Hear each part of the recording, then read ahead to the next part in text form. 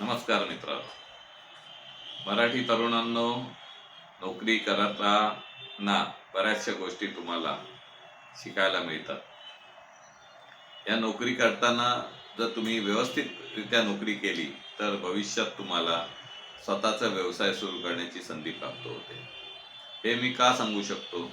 कारण मी स्वतः सुरुवातीची 5-6 वर्ष एका चांगल्या संस्थेमध्ये प्रामाणिकपणे नोकरी केली आणि त्या नोकरीमध्ये अतिशय ज्युनियर पोस्टपासून मी त्या नोकरीतला सीनियर पोस्टपर्यंत 4 वर्षात प्रगती केली.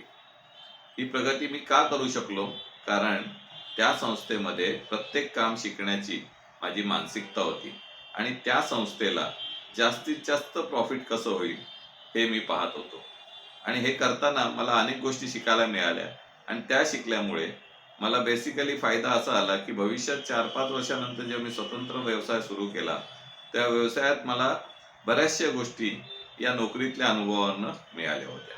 अर्थातच व्यवसाय सुरू करताना बऱ्याच अडचणी आल्या आणि त्यातून मी पुढे यशस्वी होत गेलो. आपणाही अनुभव असाच असणार आहे की आपण जेव्हा आज नोकरी करताय, त्या नोकरीमध्ये जर आपण माझ्या सांगण्यानुसार जर काम करायला सुरुवात केली किंवा माझ्या अनुभवानुसार जर तुम्ही स्वतःला डेव्हलप करणं सुरू केलं, तर भविष्यात तुम्ही स्वतंत्र व्यवसाय जेव्हा सुरू कराल, तेव्हा येणाऱ्या अडचणी या खूप कमी असतील आणि तुम्हाला त्यातून निश्चितच फायदा होईल. मूळतः तुम्हाला माझे जर व्हिडिओ आवडत असतील तर तुम्ही नक्की ॲज अ सबस्क्रायबर माझ्या यूट्यूब चॅनलला सबस्क्राईब व्हा, जेणेकरून भविष्यात मी अजून चांगले व्हिडिओ मार्गदर्शन तुम्हाला देऊ शकेन. हे करत असताना माझं एक सांगणं आहे की नोकरी कशी करावी. तर नोकरीमध्ये जेव्हा तुम्ही एखाद्या बॉसकडे काम करत असता तेव्हा तो बॉस तुम्हाला वेगवेगळी कामं देत असतो. ती कामं शिकण्याचा प्रयत्न करा. अर्थात हे एक बेसिक बोलणं आहे माझं, त्यामुळे तुम्हाला कदाचित हा व्हिडिओ थांबवा असं वाटेल. तर तो व्हिडिओ न थांबवता थोडा अजून डिटेलमध्ये जाऊया आपण. तुम्हाला जेव्हा तुम्ही एखादं काम शिकायला सुरुवात करता, त्या कामामध्ये ज्या वेळेला तुम्ही स्वतःला इन्व्हॉल्व करता तेव्हा तुमच्या लक्षात येईल की ते काम थोडंसं कठीण वाटतं आणि त्या कामामध्ये तुम्हाला काही प्रश्न मनात येतात की जे प्रश्नांची उत्तरं तुमच्याकडे नसतात. अशा वेळी पूर्वी आमच्यासारख्यांना खूप अडचण व्हायची, कारण आम्हाला त्यासाठी 2-3 गोष्टी कराव्या लागायच्या. एक म्हणजे आमच्या सिनियरकडे जाऊन बसावं लागायचं. त्याच्याशी जेव्हा आम्ही हे बोलायचो तेव्हा तो सिनियर आम्हाला शिकवण्यासाठी टाळाटाळ करायचा. याचं कारण असं असायचं की जर आम्ही त्या क्षेत्रात त्याच्यात एवढे हुशार झालो तर उद्या त्या सिनियरची गरज संस्थेला राहणार नाही आणि कदाचित ती संस्था त्याला बाजूला करून आम्हाला प्रमोशन देईल. त्या काळातल्या नोकऱ्या अतिशय कमी टक्केवारीच्या असल्यामुळे ही अडचण सर्वांना असायची की जो तो आपली नोकरी वाचवण्याचा प्रयत्न करायचा. आजचा काळ मात्र बदललाय. आजच्या काळात काय झालंय की नोकऱ्या बदलणं हा एक ट्रेंड झालाय. पण हा ट्रेंड जेव्हा तुम्ही करत असता, ज्या वेळेला तुम्हाला पगार वाढवून मिळतो तेव्हा लगेच तुम्ही दुसऱ्या नोकरीमध्ये स्विच करत असता, तेव्हा मागच्या नोकरीमध्ये तुमचा अनुभव काय, असा एक CV मध्ये बायोडाटामध्ये तुम्हाला काही गोष्टी मेन्शन कराव्या लागतात आणि HR तुम्हाला त्यावेळेला बघत असतो की हा कॅन्डिडेट मागच्या नोकरीत काही शिकला का. जर तुम्ही शिकलेला नसाल तर अशा नोकऱ्या स्विच केल्यानंतर तुम्हाला त्या HR ने सिलेक्ट करावं असं तुमची जरी अपेक्षा असली का, तर तुम्ही म्हणता की मी 1 वर्ष 2 वर्ष काम केलंय, तर HR तुम्हाला ती संधी देत नाही. खरोखर ज्यांनी मास्टर इन बिझनेस ऍडमिनिस्ट्रेशन केलंय म्हणजे MBA केलंय असा HR जर तिथे रिक्रूट केलेला असेल तर तो तुमच्यासारख्या कॅन्डिडेटची बॅकग्राऊंड चेक करतो आणि त्या बॅकग्राऊंडमध्ये कंपनीला हे प्रोफाईल किती फायद्याचं आहे हे बघतो. याचाच अर्थ आतापासून तुम्हाला जे काम करताय ते काम प्रामाणिकपणे जास्तीत जास्त शिकण्याचा तुमचा कन्सेप्ट असला पाहिजे. आता हे शिकत असताना तुमच्याकडे चॅट GPT सारख्या गोष्टी आहेत की ज्या सहज तुम्हाला उपलब्ध आहेत. गुगल आहे, YouTube आहे. त्यामुळे तुम्हाला बऱ्याचशा गोष्टी आता आमच्या काळातल्या कराव्या लागणार नाही. म्हणजे आम्हाला आमच्या सिनियरला मस्का लावायला लागायचा. आम्हाला आमच्या कलिग्स आमच्यासोबत जे काम करायचे त्यांच्याशी गोड बोलावं लागायचं, जेणेकरून त्यांच्याकडून आम्हाला वेगवेगळ्या मार्गाने इन्फॉर्मेशन काढावी लागायची आणि मग त्यातून आम्ही शिकायचो. असं करत असताना आम्हाला अनेक वेगवेगळ्या स्किल्स आमच्यामध्ये तयार व्हायच्या. म्हणजे आमच्याकडे कम्युनिकेशन इम्प्रूव्हमेंट यायची. आम्हाला एखाद्याला कसं काही मॅनेज करायचं ते स्किल डेव्हलप व्हायचं आणि आम्हाला गोड बोलून आपलं काम कसं साधायचं हेही कळायचं. याचा फायदा पुढच्या नोकरीत आम्ही आमच्या बॉसच्या जवळ जाण्यात व्हायचा. अशा प्रकारे वेगवेगळ्या माध्यमातून आम्हाला आमच्या स्किल्स डेव्हलप करण्याची सुवर्ण संधी असायची आणि त्याच बेसवर आम्ही पुढच्या काळात जेव्हा व्यवसाय सुरू केला तर जसं आम्ही आमच्या बॉसला किंवा कलिग्सना हँडल करायचो अशाच प्रकारे आम्ही विविध प्रकारचे ग्राहक आमच्या शॉपवर यायला लागले आणि त्यांना आम्ही हँडल करायला शिकलो. ग्राहक जो असतो हा वेगवेगळ्या पद्धतीनं आपल्याकडे बघत असतो. ग्राहकाच्या ज्या अपेक्षा असतात आपल्याकडनं त्या खूप मोठ्या असतात. त्या ग्राहकाला व्यवसायातनं चांगलं काहीतरी देण्याचा आपला प्रयत्न असला पाहिजे. ते केव्हा शक्य आहे? ज्या वेळेला आपण नोकरीमध्ये चांगलं काम करण्याचा प्रयत्न केला असेल. नोकरीत काम करत असताना आपले जे अनुभव असतात त्या अनुभवातून आपण स्वतःला डेव्हलप करत असतो. समजा तुम्ही 25 वर्षाचे आहात आणि पुढची 10 वर्ष तुम्ही स्वतःच्या डेव्हलपमेंटला वेळ दिला तर निश्चित येणाऱ्या काळात म्हणजे आफ्टर 35 ते 50 पर्यंत तुम्हाला खूप मोठा स्कोप मिळेल. हा जो स्कोप आहे हा तुमच्यासाठी एक ऑपॉर्च्युनिटीचं काम करेल आणि म्हणून या तरुण वयात तुम्हाला जास्तीत जास्त सिन्सिअर हे कोणत्या माध्यमातून सिन्सिअर तर तुम्हाला स्वतःला ज्ञान तुमचं जे क्वालिटी ऑफ वर्क आहे याच्यात जास्तीत जास्त सुधारणा करता आली पाहिजे. दिलेलं काम वेळेत पूर्ण करणं ही बऱ्याच जणांची खासियत असते, पण ही खासियत जी असते ही वेळेत पूर्ण करणं म्हणजे खूप फायदेशीर काम आहे का? तर ते ठीक आहे, ओके, एव्हरीथिंग इज गुड की वेळेत तुम्ही काम करता, पण वेळेत काम करण्यापेक्षा ते काम अतिशय वेगळ्या पद्धतीने आणि अजून चांगल्या प्रकारे करता येईल का याचा विचार करण्याची सवय स्वतःला लावा. काम सोपं करण्याचा प्रयत्न करा, काम स्किल्ड करण्याचा प्रयत्न करा, त्याला काहीतरी एका विशिष्ट झालर निर्माण करा, एक विशिष्ट क्वालिटी निर्माण करा की जी त्याच्यावर तुमचा ठसा उमटेल. आम्ही जेव्हा काम करायचो त्या कामामध्ये आम्हाला येणाऱ्या टेक्निकल अनुभवांना आम्ही त्या कंपनीला काही सुधारणा करायला लावायचो आणि ज्याचा फायदा कंपनीच्या प्रोडक्शन लाईनला व्हायचा. एका कंपनीत सर्व्हिस करत असताना तिथे तासाला ठराविक प्रोडक्ट बनत असे, त्याची क्वांटिटी एक्झाम्पल 50 होती. मी जेव्हा त्या कंपनीत गेलो तेव्हा बघितलं की दर तासाला ते 50 पूर्ण झाले की तिकडचे जे एम्प्लॉईज असायचे ते शांतपणे बसून राहायचे, कारण त्यांना माहित होतं की आता तासातले 45 मिनिटं झालेली आहेत, अजून 15 मिनिटं बाकी आहेत, तर ते एक्स्ट्रा प्रोडक्शन होऊ द्यायचे नाही. याचं कारण असं होतं की जर मी एक्स्ट्रा प्रोडक्शन केलं तर मला पुढच्या तासाला ते पुन्हा एक्स्ट्रा करून द्यावं लागेल. त्यामुळे कंपनीचं जे मॅन्युफॅक्चरिंग होतं ते 8 तासाला एका ठराविक आकड्यापर्यंत स्थिर झालं होतं. मी त्या ठिकाणी गेल्यानंतर माझ्या ही गोष्ट लक्षात आली. 2-4 महिन्यानंतर माझ्या स्टाफशी तिकडच्या ज्या कलिग्स होते त्यांच्याशी बोलल्यावर मला त्यांच्या अडचणी समजल्या आणि मी माझ्या बॉसशी चर्चा केली आणि बॉसला सांगितलं की आपण प्रोडक्शन वाढवूया, पण अट एक आहे, जर प्रोडक्शन वाढलं तर या एम्प्लॉईना त्याचा बेनिफिट दिला पाहिजे. बॉस आनंदी झाला, बॉसनी एक्सेप्टन्स दाखवलं आणि आम्ही ते प्रोडक्शन डबल टिबल केलं. तासाला लिमिट राहिलं नाही, जो जास्तीत जास्त करेल असा प्रयत्न प्रत्येक एम्प्लॉईला आम्ही पटवून दिला. सुरुवातीला एम्प्लॉईचा विरोध झाला, परंतु काही कालावधीनंतर त्यांना अनुभव आला की त्यांची सॅलरी वाढले, त्यांना प्रॉफिट वाढलं आणि त्यांच्याकडे एम्प्लॉईज पण वाढले. आणि माझ्या बॉसचा फायदा काय झाला, त्याच्या एका कंपनीच्या सेक्शन्समध्ये अजून 2-4 कंपनीचे सेक्शन वाढले. याचं कारण त्याला जास्तीत जास्त बेनिफिट देणारे एम्प्लॉईज मिळायला लागले आणि त्यातनं त्यांनी प्रोडक्शन वाढवलं, त्यामुळे त्याला ऑर्डर्स जास्त घेता आले. आज अनेक वर्षानंतरही हा बॉस माझा चांगला ओळखीचा आहे. याला कारण मी केलेलं माझं काम. याचा अर्थ तुम्ही ज्या ठिकाणी कंपनीत ज्या ठिकाणी काम कराल त्या बॉस बरोबर तुमची रिलेशनशिप ही आणखी 25 वर्षानंतरही कायम राहिली पाहिजे. त्यांनी तुम्हाला लक्षात ठेवलं पाहिजे की तुम्ही त्याचे एम्प्लॉई होता. एवढं उत्तम काम करण्याचा प्रयत्न तुम्हाला करायचा आहे, पण ते काम कोणासाठी करायचं आहे तर तुमच्या मनात येईल की मी का म्हणून कंपनीचा फायदा करायचा, इतरांचा फायदा करायचा. तर ते इतरांचा फायदा नसतो, तो फायदा तुमचा असतो.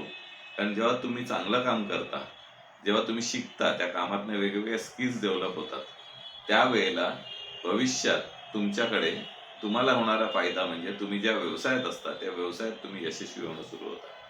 तुमचा ब्रेन एका विशिष्ट पद्धतीने ट्रेन होत असतो. त्याच्यामध्ये तुम्हाला येणाऱ्या अडचणी नोकरीच्या कालावधीत तुम्ही जेव्हा एखाद्या अडचणींना सामोरे जातात, त्या अडचणीतून तुम्ही जे सोल्युशन्स निर्माण करता, अशा अडचणी जेव्हा पर्सनल लाईफमध्ये येतात, अशा अडचणी जेव्हा व्यावसायिक धंद्यामध्ये येतात, त्यावेळेला तुम्हाला त्यातून बाहेर पडण्याचे मार्ग सुचतात, कारण तुमच्या मेंदूने ते अनुभव आधी घेतलेले असतात. अशा प्रकारे अनुभव घेण्याचं काम मेंदूला दिल्यामुळे मेंदू हा अत्यंत सक्रिय होतो आणि विजनरी होतो. भिंती पलीकडचं आपल्याला दिसतं का? तर नाही दिसत. का नाही दिसत? कारण आपल्या डोळ्यांची क्षमता ही एका अडथळ्यासमोर आला असता तर त्याच्या बाहेर जाऊन बघण्याची नाहीये. परंतु ज्या गोष्टी तुमच्या वयानुसार तुम्हाला माहिती असतात, जे सराउंडिंगने तुम्हाला कळतात, त्यापेक्षा बाहेरचं जर तुम्हाला काही बघायचंय, त्यापेक्षा मोठे विचार जर तुम्हाला करायचे, तर तुम्हाला त्या क्षेत्रात जाऊन तसं काम करावं लागेल. ते सहज शक्य होईल का? तर नाही. तर त्याचा फायदा तुम्हाला नोकरीत मिळतो. नोकरी ही एक मोठी कंपनी असते, एक मोठा व्यवसाय असतो. हा मोठ्या व्यवसायात तुम्ही स्वतःला इन्व्हॉल्व केल्यामुळे त्या व्यवसायाचे तुम्ही एक घटक होता आणि तो जो कंपनीचा 100 कोटीचा टर्नओव्हर असेल किंवा 5 कोटीचा टर्नओव्हर असेल किंवा 50 लाखाचा टर्नओव्हर असेल, त्या टर्नओव्हरचा तुम्ही एक भाग बनता. भले तुमचा पगार 25,000 रुपये असेल, 50,000 रुपये असेल, परंतु तुम्ही जर 50 लाखाच्या कंपनीत काम करताय, ज्याचा वार्षिक जमा खर्च 50 लाख आहे, तर तुम्ही त्या 50 लाखाचे अप्रत्यक्ष मालक होता. अशामुळे तुमच्यामध्ये एक धारणा निर्माण होते की हे 50,000 पर्यंत मी राहिलो नाही पाहिजे, मला 50 लाखापर्यंत जायचंय.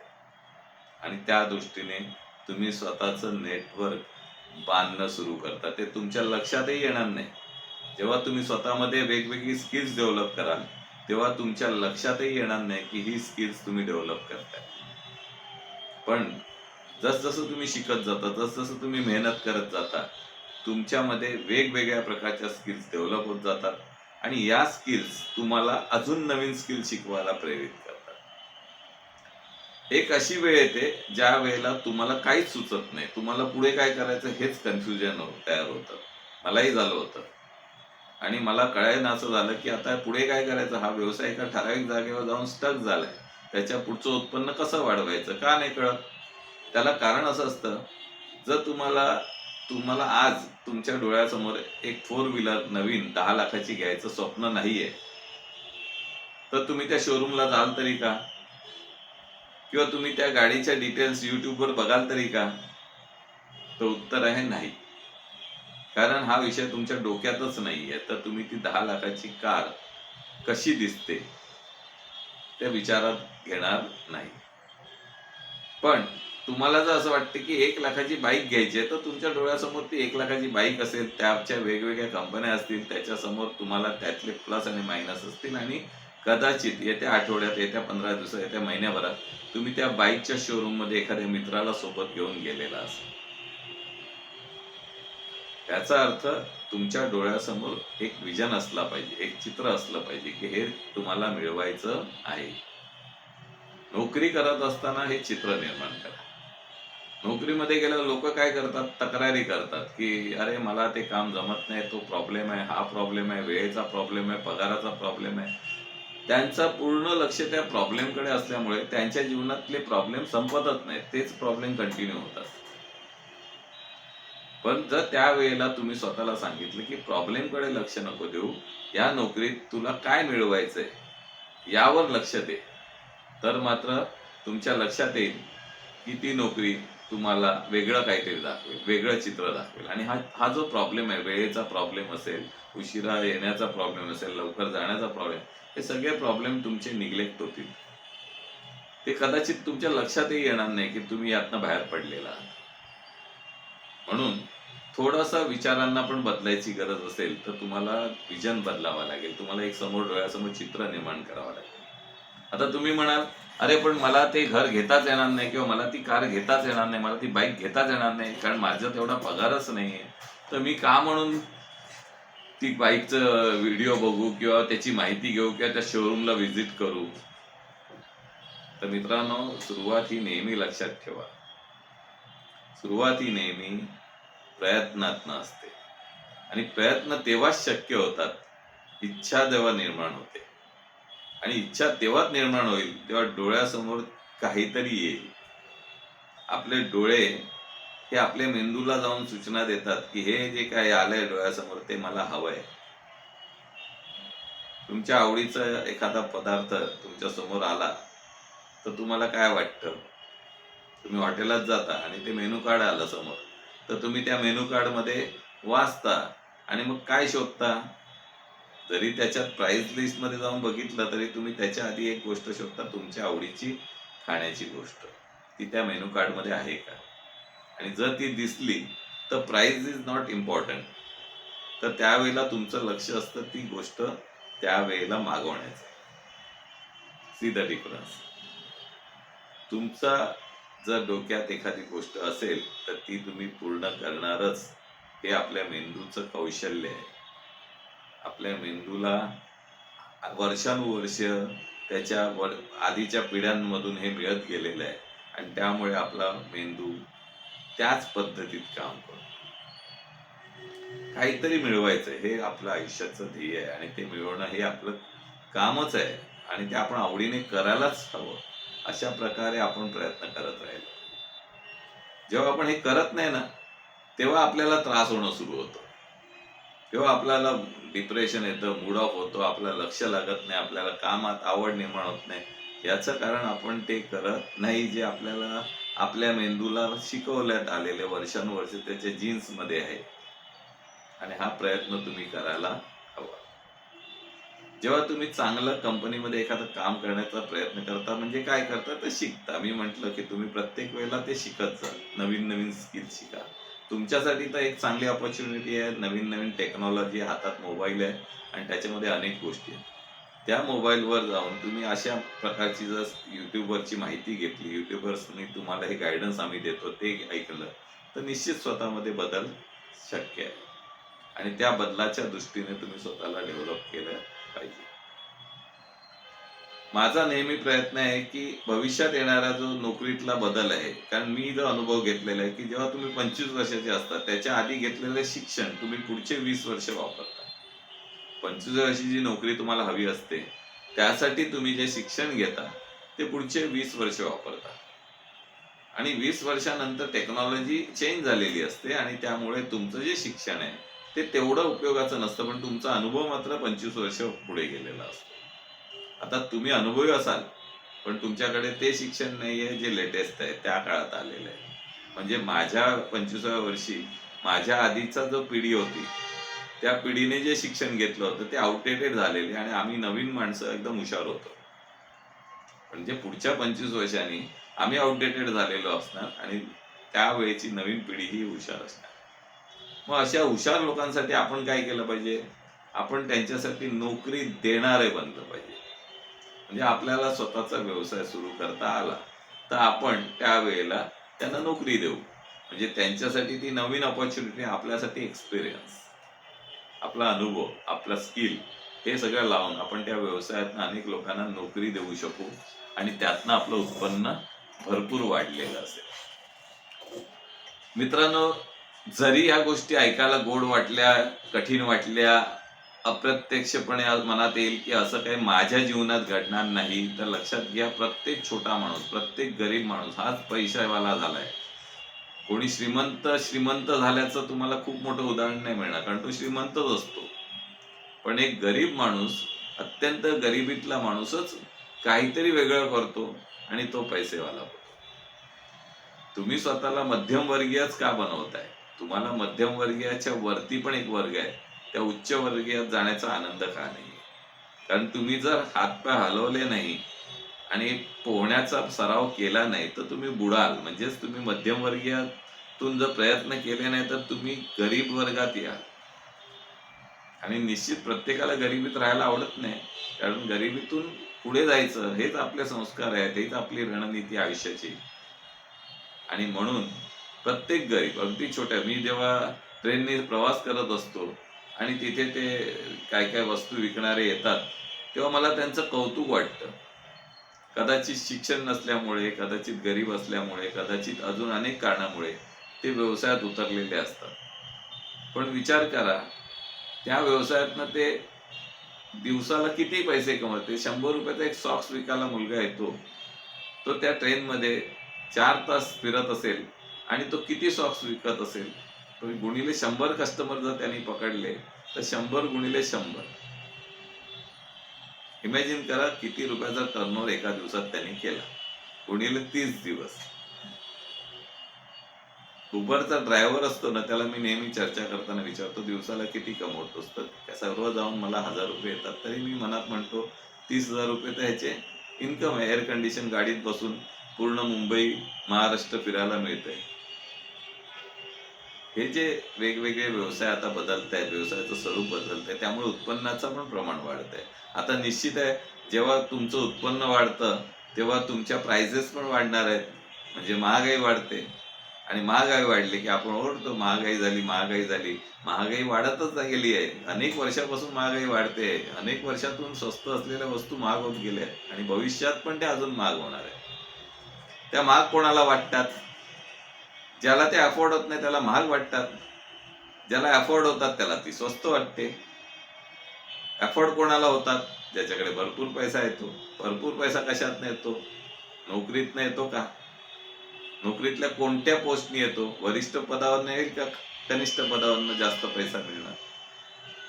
म्हणजे हे सर्व साधं सिंपल गणित आहे. हे तुम्हाला लक्षात येत नाही आणि तुम्ही त्या चुका करता, ज्या चुका तुम्हाला आयुष्यभर मागे घेऊन जातात.